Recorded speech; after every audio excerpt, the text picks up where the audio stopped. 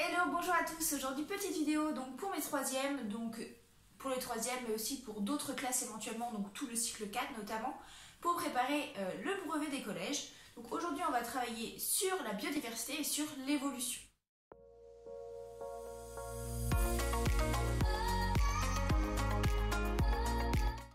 Donc vous n'êtes pas sans savoir que le monde animal, végétal et bactérien évolue. On est d'accord que les espèces qui existent aujourd'hui n'existaient pas forcément il y a des milliers d'années, et que les espèces qui existaient il y a des milliers d'années n'existent plus forcément aujourd'hui. Et que si on revient dans un autre millier d'années, il va encore y avoir des espèces différentes. Certaines de celles qui vivent actuellement auront disparu et d'autres seront peut-être apparues. Donc les premiers organismes qui sont apparus sur Terre étaient des bactéries. Ils sont apparus dans les océans et ils avaient la particularité de pouvoir produire du dioxygène grâce à la photosynthèse.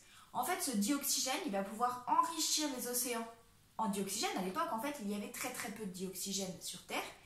Et donc, ce dioxygène va se répandre dans les océans, puis dans l'atmosphère. Vous savez que les espèces, notamment les espèces actuelles, ont besoin de dioxygène pour vivre. Donc, l'augmentation du dioxygène en fait, dans l'atmosphère va permettre une diversification des espèces vivantes. Donc, au cours des temps géologiques, il y a des groupes qui sont apparus, qui se sont diversifiés et qui, malheureusement, certains ont régressé, sont devenus rares, puis sont même éteints, donc ont disparu. On peut prendre l'exemple du groupe des ammonites, qui était donc un groupe très important à l'époque. Les ammonites, vous connaissez tous, ça ressemble à ça. Donc ce sont des espèces qui étaient très nombreuses à l'époque et qui ont malheureusement complètement aujourd'hui disparu. Donc les espèces changent au cours du temps et tout ça c'est ce qu'on appelle l'évolution. Mais quels sont les mécanismes qui permettent cette évolution des espèces vivantes? C'est ce qu'on va voir tout de suite. Le mécanisme principal de l'évolution, c'est ce qu'on appelle la sélection naturelle. La sélection naturelle, ça va être une sélection des individus qui sont le plus adaptés à leur environnement. Si on prend par exemple le cas, je ne sais pas moi, de papillons. On a dans une espèce de papillons deux types de papillons. Des papillons qui sont blancs, des papillons qui sont noirs. Et donc les papillons blancs sont un peu plus visibles des prédateurs que les papillons noirs. Donc la sélection naturelle va faire que les papillons noirs qui sont moins visibles, donc vont pouvoir vivre plus longtemps, vont pouvoir produire plus de descendants, et donc dans les populations, au fur et à mesure, il va y avoir de plus en plus de papillons noirs et de moins en moins de papillons blancs. C'est ce qu'on appelle la sélection naturelle. Donc c'est ça la sélection naturelle. Ça va être la sélection des individus qui sont le plus adaptés à leur environnement, qui vont donc donner plus de descendants, etc.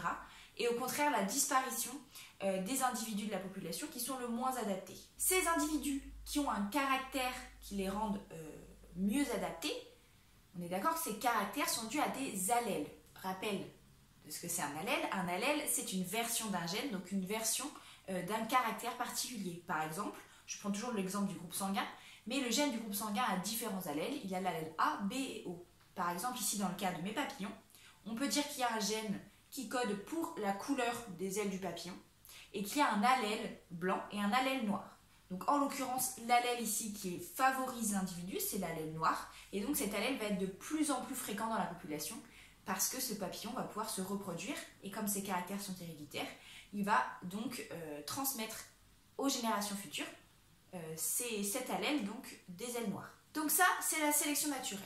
Il y a un autre cas, si on prend par exemple deux populations d'une même espèce qu'on va séparer géographiquement. Ces deux populations vont être soumises à la sélection naturelle, mais de façon différente. Dans ces deux lieux géographiques, il peut y avoir pas forcément la même nourriture, pas forcément les mêmes prédateurs, etc. Donc la sélection naturelle va être différente. Ces deux populations vont donc évoluer différemment, vont donc se modifier différemment.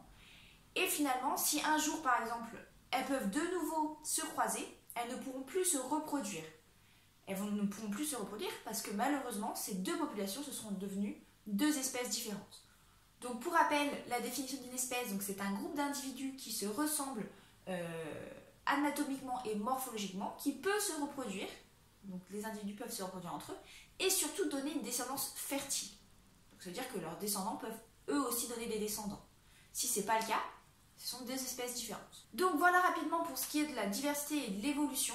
Donc la diversité des êtres vivants est due à l'évolution des êtres vivants, d'accord? Donc on descend tous des ancêtres communs, souvenez-vous du tout premier chapitre, et donc cet ancêtre commun a évolué de façon différente, donnant différentes branches, etc., pour donner toutes les espèces qui existent aujourd'hui, qui sont évidemment encore soumises à la sélection naturelle et qui vont encore évoluer. Donc comme d'habitude, je vous ai fait une petite fiche de révision donc, sur donc, la diversité et l'évolution.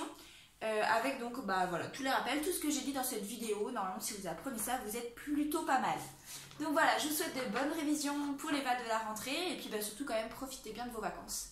Allez, à plus tard, bye.